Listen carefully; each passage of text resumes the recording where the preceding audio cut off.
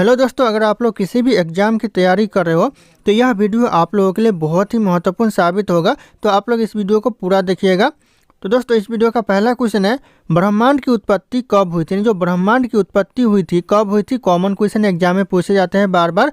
तो हो जाएगा आपका 15 अरब वर्ष पूर्व हुआ था। तो ऑप्शन यहाँ पे सी करेक्ट आंसर हो जाएगा 15 अरब वर्ष पूर्व। ध्यान रखना दोस्तों। और अगर आप लोगों को एक भी क्वेश्चन का सही उत्तर पता होगा तो कॉमेंट करके जरूर बताइएगा।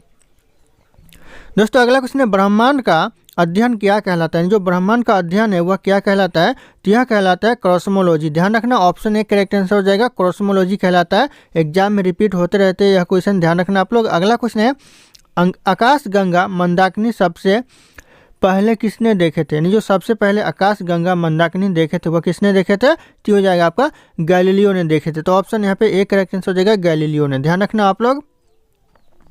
अगला क्वेश्चन है, ब्रह्मांड में सबसे प्रचुर तत्व कौन सा है? यानी जो ब्रह्मांड में सबसे प्रचुर तत्व है वो कौन सा है? तो हो जाएगा आपका हाइड्रोजन है। तो ऑप्शन यहाँ पे डी हाइड्रोजन करेक्ट आंसर हो जाएगा। अगला क्वेश्चन है, हमारा सौर मंडल किस आकाश गंगा में स्थित है? यानी कौन से आकाश गंगा में दोस्तों हमारा सौर मंडल स्थित है? तो हो जाएगा मंदाकिनी आकाश गंगा में हमारा सौर मंडल स्थित है। तो ऑप्शन यहाँ पे ए करेक्ट आंसर हो जाएगा, मंदाकिनी। अगला क्वेश्चन है, ब्लैक होल की जानकारी सर्वप्रथम किसने दी थी? एग्जाम के लिए कॉमन क्वेश्चन है, बहुत ही इंपॉर्टेंट क्वेश्चन है कि ब्लैक होल की जो जानकारी सर्वप्रथम दी थी किसने दी थी? ये हो जाएगा एस चंद्रशेखर ने दी थी। तो ऑप्शन यहाँ पे C S Chandrashekhar correct answer हो जाएगा। ध्यान रखना आप लोग। अगला क्वेश्चन है, तारों के अतिरिक्त आकाश गंगा में क्या पाया जाता है? तारों के अतिरिक्त जो आकाश गंगा में पाए जाते हैं वह क्या पाए जाते हैं? ये हो जाएगा गैस एवं धूल के कण पाए जाते हैं। गैस और धूल के कण तारों के अलावा आकाश गंगा में पाए जाते हैं। तो ध्यान रखना, ऑप्शन सी करेक्ट आंसर हो जाएगा। अगला क्वेश्चन है, आकाश गंगा या मंदाकिनी में तारों की संख्या कितनी होती है? आकाश गंगा या फिर मंदाकिनी दोनों में जो तारों की संख्या होती है वह कितनी होती है? तो हो जाएगा आपका 1 लाख मिलियन होती है। तो ऑप्शन यहाँ पे ए करेक्ट आंसर हो जाएगा, 1 लाख मिलियन। ध्यान रखना दोस्तों, एग्जाम में कई बार पूछा गया है और पूछे जाते हैं। अगला क्वेश्चन है, तारे का रंग सूचक क्या होता है? जो तारे का रंग सूचक होता है वह क्या होता है? एग्जाम में पूछा जाता है। तो हो जाएगा इसके ताप का होता है। तो ऑप्शन यहाँ पे डी इसके ताप का करेक्ट आंसर हो जाएगा। अगला क्वेश्चन है, आकाश गंगा क्या है? दोस्तों, जो आकाश गंगा है वह क्या है? तो हो जाएगा तारों का एक विशाल समूह है। तो ऑप्शन यहाँ पे बी तारों का विशाल समूह करेक्ट आंसर हो जाएगा। ध्यान रखना। अगला क्वेश्चन है, किस रंग के तारे का तापमान अधिक होता है? ऐसा कौन सा रंग का तारा होता है जिसका तापमान सबसे ज़्यादा होता है? तो हो जाएगा आपका नीला कलर का तारा, जो कि तापमान सबसे ज़्यादा होता है। तो ऑप्शन ए करेक्ट आंसर हो जाएगा, नीला कलर। अगला क्वेश्चन है, आकाश गंगा में सबसे चमकदार तारा कौन सा होता है? जो आकाश गंगा में सबसे चमकदार तारा होता है वह कौन सा होता है? तो हो जाएगा साइरस तारा, जो कि सबसे ज़्यादा चमकदार तारा होता है आकाश गंगा में। तो ऑप्शन यहाँ पे डी करेक्ट आंसर हो जाएगा, साइरस तारा। ध्यान रखना आप लोग। दोस्तों, अगला क्वेश्चन है, निम्नलिखित में से कौन सा एकमात्र तारा है? दोस्तों, यहाँ पे ऑप्शन दिया गया, इन ऑप्शन में से कौन सा एकमात्र तारा है दोस्तों? तो यहाँ पे हो जाएगा सूर्य, जो कि सूर्य मात्र एकमात्र तारा है। तो ऑप्शन यहाँ पे डी करेक्ट आंसर हो जाएगा, सूर्य। ध्यान रखना आप लोग।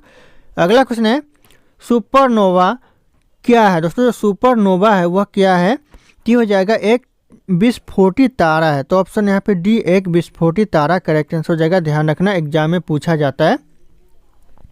अगला क्वेश्चन है, ब्रह्मांड में विस्फोटी तारा क्या कहलाता है? यानी जो ब्रह्मांड में विस्फोटी तारा होता है वह क्या कहलाता है? तो यह कहलाता है अभिनव तारा कहलाता है। तो ऑप्शन यहाँ पे डी अभिनव तारा करेक्ट आंसर हो जाएगा। अगला क्वेश्चन है, तेजी से घूमने वाले तारे को क्या कहते हैं? तेजी से जो तारे घूमते हैं उन्हें क्या कहते हैं? तो उन्हें कहते हैं पल्सर। ऑप्शन यहाँ पे ए करेक्ट आंसर हो जाएगा, उन्हें पल्सर कहते हैं। तो ध्यान रखना, ऑप्शन ए करेक्ट आंसर हो जाएगा। और अगर आप लोग हमारे चैनल पे नए होंगे तो चैनल को सब्सक्राइब करके बेल आइकन को प्रेस कर लीजिएगा, ताकि इसी तरह के वीडियो आप लोगों को सबसे पहले मिलते रहे। और इस वीडियो को एक लाइक करना ना भूलिएगा। दोस्तों, अगला क्वेश्चन है, तारों के कारण घटित आकाशीय परिघटना कौन सी है? यानी जो तारों के कारण जो घटित आकाशीय परिघटना है वह कौन सी है? तो हो जाएगा कृष्ण बीवर। ऑप्शन यहाँ पे बी करेक्ट आंसर हो जाएगा, कृष्ण बीवर। ध्यान रखना आप लोग, एग्जाम में पूछा जाता है। अगला क्वेश्चन, तारों के मध्य दूरी ज्ञात करने की इकाई क्या होती है? ये बहुत ही इंपॉर्टेंट क्वेश्चन है दोस्तों। ध्यान रखना, तारों के जो मध्य दूरी ज्ञात करने की जो इकाई होती है वह होती है प्रकाश वर्ष। ऑप्शन यहाँ पे डी करेक्ट आंसर हो जाएगा प्रकाश वर्ष। किसी भी एग्जाम में पूछे जाने के चांसेस ज़्यादा हो सकती है क्वेश्चन। अगला क्वेश्चन है कौन सा एक तारा पृथ्वी के सर्वाधिक समीप है। ऐसा कौन सा तारा जो पृथ्वी के सबसे सामने यानी सबसे समीप है। टी हो जाएगा सूर्य। ऑप्शन यहाँ पे सी करेक्ट आंसर हो जाएगा सूर्य एक तारा जो कि पृथ्वी के सबसे समीप यानी सबसे सामने है। अगला क्वेश्चन आकाश गंगा के सभी पंजों को सम्मिलित रूप से क्या कहा जाता है। जो सभी पंजों को, जो आकाश गंगा के सभी पंजों को सम्मिलित रूप से क्या कहा जाता है, तो यह कहा जाता है ब्रह्मांड। ध्यान रखना ऑप्शन ए करेक्ट आंसर हो जाएगा ब्रह्मांड कहा जाता है। अगर एग्जाम में पूछे तो आप लोग ब्रह्मांड पर टिक कर देना।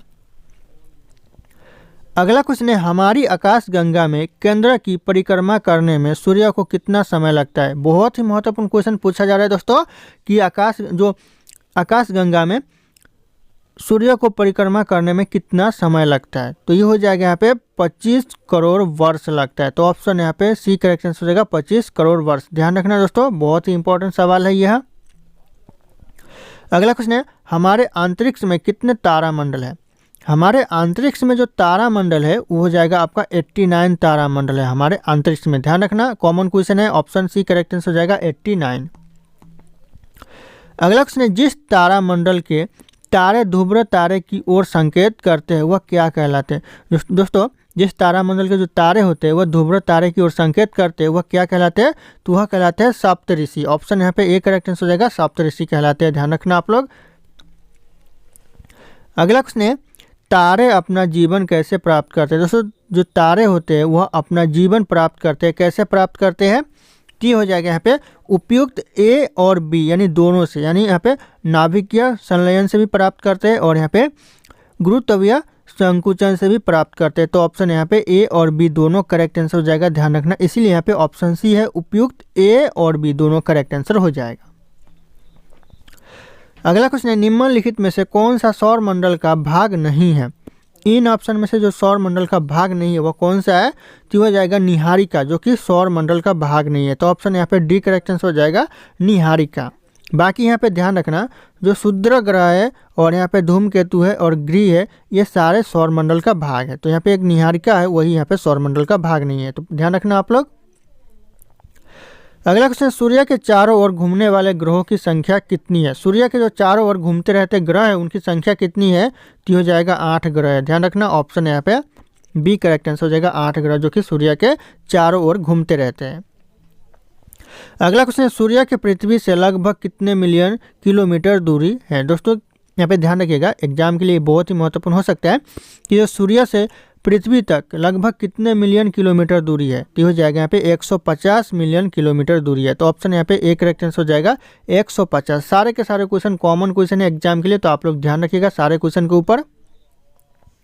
अगला क्वेश्चन है निम्नलिखित में से कौन सा ग्रह सौर मंडल का ग्रह नहीं है। कौन सा ग्रह है जो कि सौर मंडल का ग्रह नहीं है इन ऑप्शन में से, तो ये करेक्ट आंसर हो जाएगा फ्लोरिडा जो कि सौर मंडल का ग्रह नहीं। बाकी यहाँ पे बुध भी है, शुक्र भी है, शनि भी है, तीनों ग्रह जो कि सौर मंडल का ग्रह है। तो ध्यान रखना आप लोग। अगला क्वेश्चन है सूर्य की ऊर्जा कैसे उत्पन्न होती है। जो सूर्य की ऊर्जा उत्पन्न होती है वह कैसे उत्पन्न होती है, तो हो जाएगा यहाँ पे नाभिकीय संलयन के द्वारा यह सूर्य की जो ऊर्जा है वह उत्पन्न होती है। तो ऑप्शन यहाँ पे बी करेक्ट आंसर हो जाएगा नाभिकीय संलयन के द्वारा। ध्यान रखना आप लोग। अगला क्वेश्चन है सौर ऊर्जा की सबसे महत्वपूर्ण भूमिका कहाँ होती है। जो सौर ऊर्जा की जो सबसे महत्वपूर्ण भूमिका होती है वह कहाँ होती है, तो हो जाएगा आपका कार्बन चक्र पर होती है। तो ऑप्शन यहाँ पे ए करेक्ट आंसर हो जाएगा कार्बन चक्र में सबसे ज़्यादा सौर ऊर्जा की भूमिका होती है। तो ध्यान रखना आप लोग। अगला क्वेश्चन है यदि सूर्य का तापमान 2 गुना हो जाए तो पृथ्वी पर प्राप्त होने वाली ऊर्जा कितने गुना बढ़ जाएगी। यहाँ पे पूछा जा रहा है जो सूर्य की ऊर्जा यानी तापमान है दोस्तों यह 2 गुना हो जाए तो पृथ्वी पर प्राप्त होने वाली जो ऊर्जा है वह कितने गुना बढ़ जाएगी। तो हो जाएगा यहाँ पे 16 गुना बढ़ जाएगी। तो ऑप्शन यहाँ पे डी 16 गुना करेक्ट आंसर हो जाएगा। ध्यान रखना आप लोग। अगला क्वेश्चन है कौन सा तत्व सूर्य में सर्वाधिक पाया जाता है। ऐसा कौन सा तत्व है जो सूर्य में सबसे ज़्यादा पाया जाता है। तो इस क्वेश्चन का जो सही उत्तर होगा आप लोगों को कमेंट करके बताना है। ऑप्शन यहाँ पे सारे के सारे शो कर रहे हैं। फिर मिलते हैं अगले क्लास में।